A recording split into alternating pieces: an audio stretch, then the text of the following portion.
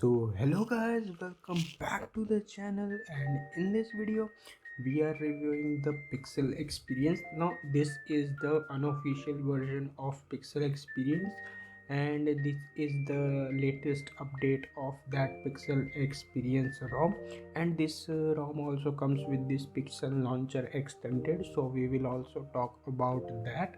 And with that, let's get started with the video.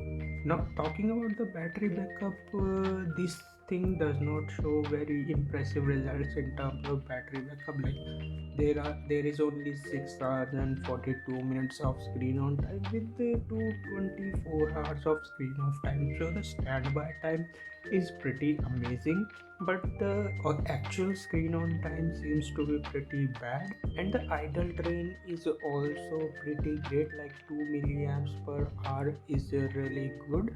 So yeah, the battery backup is really great in my opinion. At least the standby time of this ROM is really good. Now talking about the customization, this is the Pixel Experience, so you know how much customization you get in the Pixel Experience ROM. You get this system tab, and in that there are multiple options like gestures, where you can use quick tap to start actions like take screenshot and stuff. So yeah, and then there is this system navigation, where you can use 3 button navigation or the gesture navigations, so it's all up to you. And then there are these other customizations, where you can customize the sensitivity, like left edge sensitivity and right edge sensitivity. Then you can also modify the touch area, like you can shorten it up to this length, so you can use the hamburger menu in multiple apps. And then you can also disable this swipe to invoke assistant, so you can invoke assistant like this. And yeah, that's pretty great in my opinion. And you can also enable this swipe to screenshot. So yeah, this is how it works, and it works. And you can also enable the quick torch, so by long pressing the power button. So yeah, by long pressing the power button, it can enable the torch. So yeah, there's that. And the fingerprint works decently fine, and you get this kind of notification like flashlight is on. So yeah, it's a pretty cool and pretty nifty feature right there. And I think that's pretty much it in terms of customization. Now talking about the camera application, this is the Leica camera, which is one of the best camera application in my opinion for taking pictures. Like it is even better than the original me camera application which ships with this device. And of course there is this 108 megapixel mode. So yeah, the as you can see, 108 megapixel photo. So the 108 megapixel mode is working perfectly fine. There are no issues with that, and all the other lenses are working fine. Like you have seen the primary lens, then ultra wide is also working fine, and the macro lens is also working fine. As you can see, the macro lens is working decently fine. So yeah, there are no issues with any of that. Now let's talk about some scores in this ROM. So yeah, this ROM scored like 3,79,000, around 3,80,000 in Antutu benchmark, which is a decent score. Like the previous version of Pixel Experience even scored 4,20,000. So this is not something to boast about, but this is a pretty respectable score, and especially that this is an unofficial version and the device is not certified. So yeah, you have to keep in mind that the device is not certified. And especially after seeing the next result, that is the safety net test. The safety net test does not pass by default. Like you can see here, CTS profile has failed. So yeah, you will need to root this device in order to use the banking apps. So the safety net situation and Play Store situation is not that great. And obviously the pixel storage is there, so you can back up unlimited photos and videos at no charge. So yeah, there's that. And then there is this Geekbench 6 CPU benchmark where single core score is 709 and the multi-core score is 1591, which is pretty decent in my opinion. The only flaw in this ROM is that the safety net test and this play protect certification has failed. So yeah, if you can root this device, or if you are planning to root this device anyway, then it is definitely a really great ROM. I haven't had any major problems except this.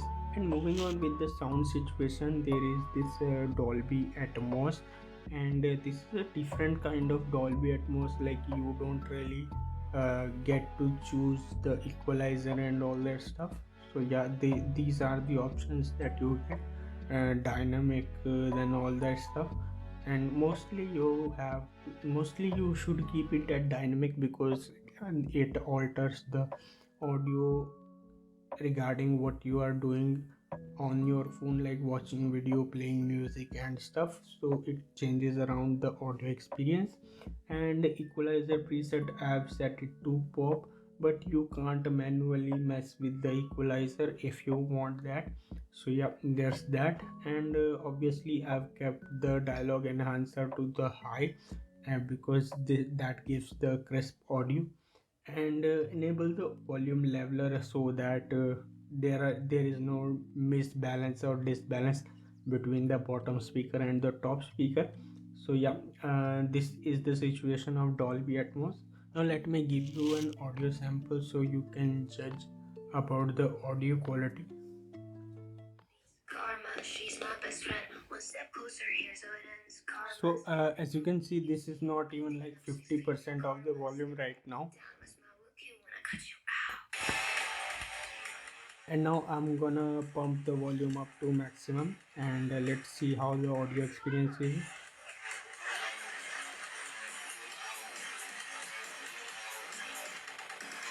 It's okay to hurt your voice screaming at my face. I know you got a bark when you don't got bite. Tell me, what's that like? What's that like being that? So yeah, that is the audio experience, and I'll say it is pretty loud and it is pretty crisp. There is no distortion as such, especially because you can't really manually mess with the equalizer. So yeah, the audio does not distort at all, and it is a pretty loud experience. Like, even in the crowded places you will be able to hear your speaker quite well. So yeah, there's that. And that's pretty much it in my opinion. And yeah, by the way, this ships with Android 13 by default. So yeah, there's that.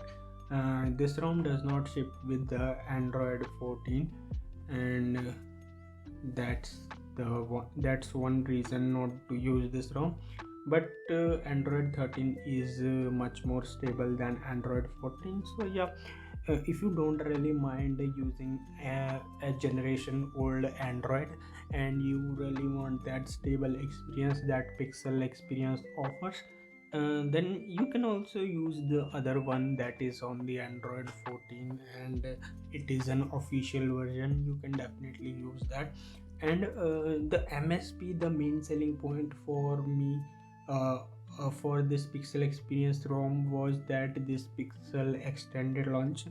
I really thought that this is that version of Pixel Experience launcher where you get multiple customization options, but I was pretty disappointed because this is pretty much the same Pixel Experience launcher.